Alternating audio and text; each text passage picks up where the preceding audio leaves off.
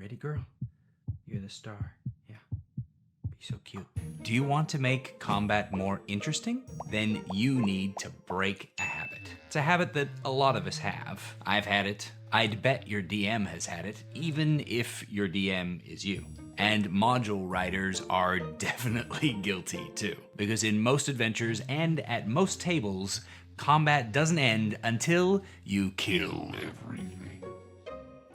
And that's a problem, but it's one that you can fix. You might think that it can be fixed by just slapping on an alternate victory condition and calling it good. But the truth is that it takes effort and planning to add victory conditions that are going to drive your players to engage and do more than just kill everything, and thus add interest to your combat. My name is Timothy, though some people do call me Tim.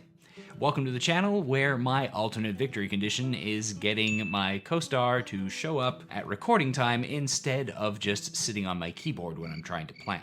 Today, I'm going to talk about 2 key steps to make your combat more interesting and give you 8 examples that you can easily slip into your games. But first, I just want to give a quick shout out of thanks to my supporters here on YouTube and over on Patreon who watched this video a couple of weeks ago when they got their early access. Thank you guys. You are appreciated. You literally keep me going at this. I couldn't imagine doing it without you. There are 2 keys that if you don't master and put them into place, your alternate victory conditions are just not going to land the same way. The first is foreshadowing, which is essentially helping people to know what's going on before it happens. Because if you don't help your players to realize that something different is going on in an encounter, then they're going to assume that the solution that worked on every other encounter is going to work here too. I cast Fireball!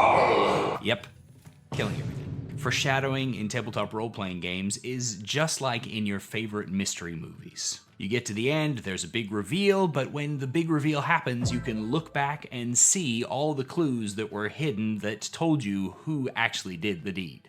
Only in ttrpgs, we have to be blunter, way blunter.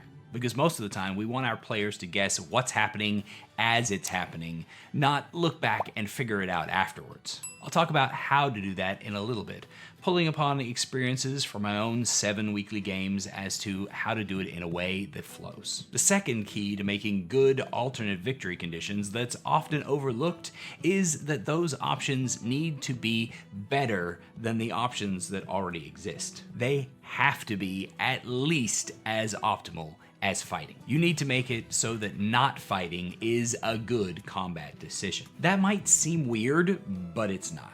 Think about your favorite action flicks. There's an awesome, brutal, drag-out fight. The hero and the villain just going at it. It's been going on for a few minutes and the hero is getting his hide tanned. But that's okay because you know that some X factor is gonna come in and turn things around. Maybe he discovers a secret weakness, or uses something in the environment to level the playing field. Whatever it is, he makes a choice that does not involve just throwing another punch and hoping to survive. Because that makes for boring action movies, and it makes for boring D&D. So when you're including alternate victory conditions, you need to put some effort into making sure that alternative is as good or better than continuing to whittle away the bad guy's hit points. Because otherwise, why would your players choose it? But knowing the keys is only half the battle. Once you know what you need to do, you need to be able to implement it in a way that feels natural at the table, and foreshadowing in this way can be hard. What feels natural can vary a lot from table to table. Some tables are comfortable with blatant game speak. They don't mind if you explain in mechanical terms right in between vivid descriptions. Other tables would revolt at that approach. You know your table best, but here are 3 ways that you can foreshadow an alternate victory condition for your table. At least one of them will work for you. And if you're not sure which one, try them all. First up is pretty simple. Tell them the mechanics. I know you want to keep it all in character. Me too. But sometimes you just need to use a moment of game speak instead of beating around the bush. Let the group know in no uncertain terms what success or failure will look like. Tell them how badly failure will hurt, and tell them how awesome success will be. Then, let them do their thing. This can look as simple as explaining an Arcanoloth's ability to banish people into their book. You describe the slashing claw attack against the opponent, require the charisma saving throw, watch as they are sucked inside the book, and then tell them if you can't destroy that book, then your friend might be trapped in there forever. Related to the first is telling the players from their character's perspective. Sometimes that means telling them with an NPC. Other times you might give information in response to, say, a study check that was made. Regardless, this involves straight up telling your players just the same as telling the mechanics, but in a way that leaves them trying to intuit the mechanics from what narrative information they're being given. A grizzled NPC might be talking about how when the creature attacked his company, it was favoring its left side and trying to avoid being hit there. Or a history check thinking about the ruins that you're about to go in might talk about local instability and suggest that the place might be volatile and prone to collapse. Giving them this information in a narrative manner usually needs to be done beforehand in order to set up a good success, and relies on your players to be able to recall and pull that information back into play. It will work very differently at some tables over others. Instead of telling them how it works, though, you do have other options. Good D&D games, like good novels, often show instead of telling. Hinting at a connected hit point pool might involve describing the pain of a boss when his minions are attacked, or vis-a-vis. Telling about destructible terrain might involve narrating the creak of the roof and dust falling down and the wavering of a support beam when an attack goes awry. By bringing their attention to the signs of the event, you help show them their options without ever singling them out. Keep in mind, however, that hints never land as hard as you think they will. You know enough to make your hints make sense, but your players don't. So be heavy-handed. Don't just mention the dust falling from the ceiling. Make it a shuddering support beam right next to them as a chunk of masonry falls down and almost brains the boss. Smack them upside the head with your hints, and be surprised when they feel super smart for figuring it out, because your hint is rarely as obvious as you think it is. Then, of course, there's making sure that your new option is as good as or better than straight-up combat. A lot of players are risk-averse, and they know how effective their standard choices are. So when we dangle a new option, skepticism is natural. We need to make sure that whatever cost the player expects to pay feels like a good trade for the promised payoff. An example from my Sunday Family Vecna Eve of Ruin game. Gigabyte Reboot, the Warforged cleric, had just failed to banish a Glabrezu demon using one of her 2 precious 4th level spell slots. She had one more but was skeptical about trying again, especially since I roll these saving throws out in the open, and her shoulders slumped in defeat at the wasted turn. So I told her that Gigabyte noticed a thrum of power from the magic circle that the Glabrezu had been summoned from that was right there in the room. In no uncertain terms, I said, if you can drag this Glabrezu into that circle somehow and then hit it with another banishment spell, he will be automatically drawn back to the abyss from whence he came, no saving throw allowed. That promised payoff, a guaranteed success on her spell, led to her group rallying together, pushing, shoving, pulling, and dragging that Glabrezu into that magic circle just in time for Gigabyte to banish it back to the abyss. Would it have been enough to encourage her to do that if all I had offered was disadvantage on the saving throw? I don't think so.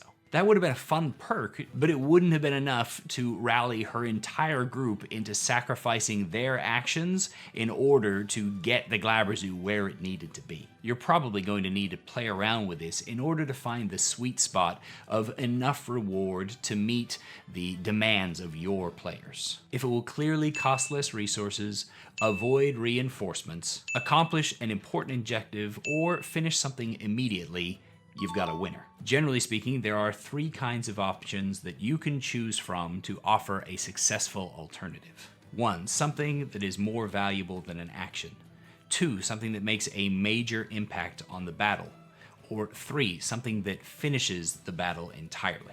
The final type are my favorite, admittedly, but all 3 have their place. A few simple examples of something that might be more valuable than an action include a damaging option that also includes a detrimental condition, a crowd control option that might be otherwise unavailable, or a damage option that does damage above and beyond what is currently available to the group. A great way to add these is to design them around a spell that might not currently be accessible to the group at their level. For instance, a level 1 through 4 group being able to blow up the room with a fireball-like explosion by shooting a flaming arrow into a barrel of oil. Yes, I played Doom as a kid too. Major options include team-wide penalties or added vulnerabilities that are going to make a fight end faster but not instantly. Movement penalties, particularly ones that completely block an enemy's movement options, like a wall suddenly appearing, a door being locked, or ceiling collapsing to block the path between two rooms. In fact, options that remove one set of opponents from the battle entirely are especially great, whether they're killed suddenly, teleported away, or blocked from the current area. Similarly, options that add allies to the player's team are also great major alterations. And as for battle-winning options, well, they're pretty simple. Anything that ends the fight entirely. Triggers for surrender, blockages that stop all confrontation between the players and their opponents, or whisk one side or the other away, linked deaths where one person dying kills everybody else, and so on and so forth. Now that you know the keys and how to use them, I promised you 8 sample ideas from my own games. So here they are. 1. Reach a countermeasure. In my Wandering Tavern campaigns, which use the Homie and the Dudes, Sky Zephyrs, and Wandering Tavern supplements, I let a fire elemental loose on the largely wooden dock of the titular floating tavern. As the elemental raged and fought the group, it also lit everything nearby on fire. But I added elemental gems that summon water elementals in small break glass in case of emergency boxes throughout the ship as well. Reaching the countermeasure meant gaining a powerful ally and an opportunity to put out the fires that were burning the place down. And that fire, frankly, was the bigger danger than the elemental in the first place. Including a countermeasure like this is one option that really works. P.S. If steampunk D&D and flying around in dozens, if not hundreds, of different styles of sky ships in a world above the world that your players already know sounds cool to you, then check out the Wandering Tavern and the Sky Zephyrs supplement over on their website. It's probably over this way. And use the code DMTimothy to save 10%. I do get a commission, but I also actively use their product on Monday and Wednesday nights and thoroughly recommend it. So you can support the channel and get something awesome at the same time. Win-win. Number 2, get to the Choppa. A classic. The escape to the safe place victory condition also includes protecting an NPC that is trying to reach a specific location or perform a specific action, and it helps build great victory conditions. You just need a way to end things suddenly when the NPC or group succeeds. In the Wandering Tavern campaign, that was the captain reaching the ship and everybody taking off into the sky from Baldur's Gate's docks. It's also in my games been the completion of a ritual that can ward away or completely destroy the enemies on the field. Though killing everything still works, it's easier for the PCs to succeed by helping the NPC or by completing the action. And so the goal of the encounter shifts to completion instead of killing. Number 3, avoid consequences. Sometimes adventurer and criminal are synonyms, which naturally brings adventurers into conflict with the good guys on a regular basis. Escaping the cops, knowing that they'll chase you if you do, but will hunt you forever with increasingly more powerful forces if you kill them, can definitely shift the encounter's focus. Of course, some groups will still just kill the guards. I've had both types at my tables. So make sure that your consequences are foreshadowed and carry a big stick. And then at that point, well, they're making their own choice, aren't they? Number 4, get away before the big bad comes. Though more likely to resolve well by killing what you're currently facing, foreshadowing the arrival of a too powerful foe can be one way to shift the focus of the adventure and to increase tension. Incidentally, giving people sign of a foe coming and foreshadowing the power level of it is a much better way to encourage your party to flight than by trying to engage them with that same foe and relying on them trying to flee while in combat. that. It's a psychological thing where not only do we assume that the fight has been tailored to us in our games, but also that we think that escape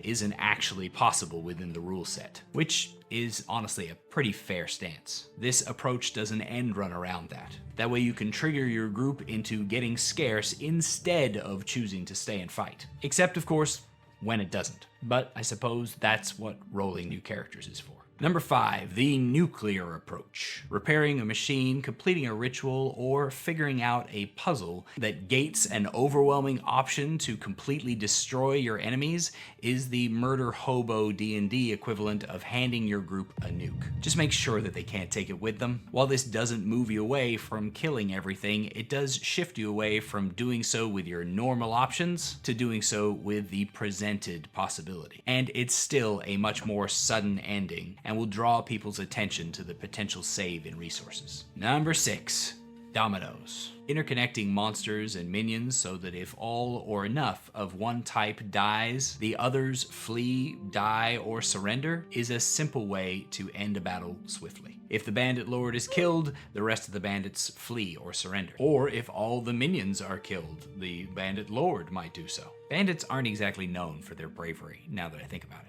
Just call the fight when it ends and give your players agency over any foes that might be fleeing in this situation. Number 7, stop, thief! If you want to drive people's focus, then introducing an element that they need to stop from getting somewhere is an excellent way to do so. A runner that's trying to reach reinforcements, or racing their way towards another objective, including an exit, can be great options. The fleeing thief about to enter the crowd and lose you forever is a classic, but it's just one option. There are countless variations. Number 8, interrupt the ritual. This is another classic. The old interrupt a ritual before awful consequences gambit. Give individual concentration checks and spread out the ritualists so that AoE isn't the answer. If you want this to be a sudden ending, put in a backlash for the failure to complete the ritual. That could be unintended consequences like magical transportation, or good old-fashioned explosion, or anything else. Bonus points if interrupting the ritual is going to cause an explosion that is not friendly to the players. And you've told the Arcanist up front that it's going to happen, so they know and can plan how they're going to interrupt the ritual without getting burned. Naturally, if you're going to include a classic ritual like this, you do need to have an end game for if the players fail to interrupt. Coming up with your own ideas can be a challenge at times. Which is why the internet is great, because we can share these things with one another. If you've used a great alternate victory condition in the past, I'd challenge you to share it in the comments below. And if you're needing one, then check there for inspiration from other amazing DMs like you who reached all the way to the end of this video. Because D&D is the kind of game where we can all make each other better together. So here's some cat video while you type.